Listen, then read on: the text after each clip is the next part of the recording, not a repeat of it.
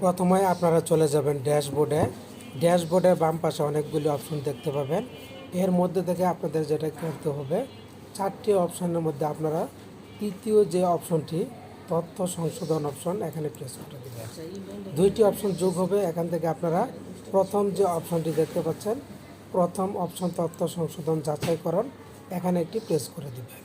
Press করে দিলে আপনার সামনে আপনার বিদ্যালয়ের শিক্ষার্থীদের তালিকাটা চলে আসবে। এখান থেকে আপনারা চলে যাবেন ডান পাশে। ডান পাশে গেলে দেখতে পাবেন কলম আইকন। এই যে এখানে কলম আইকন দেখতে পাচ্ছেন, কলম আইকন একটি প্রেস করে দিবেন। প্রেস করে দিলে শিক্ষার্থীর তথ্য চলে আসবে। এখান থেকে আপনারা দেখতে পাবেন শিক্ষার্থীর প্রথমে আছে ব্যক্তিগত তথ্য। ব্যক্তিগত তথ্যের মধ্যে শিক্ষার্থীর নাম, তার জন্ম নিবন্ধন নম্বর সব কিছু দেওয়া থাকবে।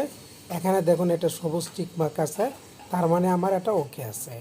এরপর নিচের দিকে তার পিতা অথবা মাতার তথ্য, এটাও এখানে সবুজ টিক মার্ক আছে, তার মানে এটা ওকে আছে।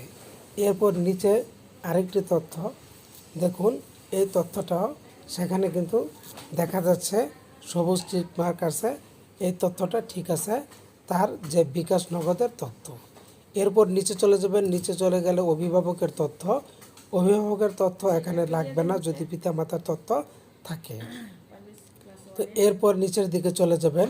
নিচের দিকে গেলে আপনারা দেখতে পাবেন শিক্ষার্থীর এই যে অ্যাকাউন্ট সংশোধন, এর মধ্যে শিক্ষার্থীর কোন অ্যাকাউন্ট নাম্বার সব কিছু থাকবে। এখান থেকে আপনারা বাম পাশে দেখতে পাবেন নিচে এই যে ক্রস দেওয়া অপশন খুঁজুন, এই খুঁজুন অপশনটি এখানে একটি প্রেস করে দিবেন। প্রেস করে দিলে এটা সবুজ টিক মার্ক হয়ে যাবে। যখনই সবুজ টিক মার্ক হয়ে যাবে, সবুজ টিক মার্ক হয়ে গেলে আপনারা ডান দিকে চলে যাবেন। ডান দিকে গেলে একটা অপশন দেখতে পাবেন, এখানে হচ্ছে এই যে সংরক্ষণ অথবা আপডেট, যাই হোক এখানে প্রেস করে দিবেন। এখানে প্রেস করে দিলে এটা কমপ্লিট হয়ে যাবে। এভাবে আপনারা তথ্য সংশোধন করবেন প্রত্যেক শিক্ষার্থী। আর এই তথ্য সংশোধন করার পর এটা কিন্তু সরাসরি ক্লাস্টারে চলে যাবে।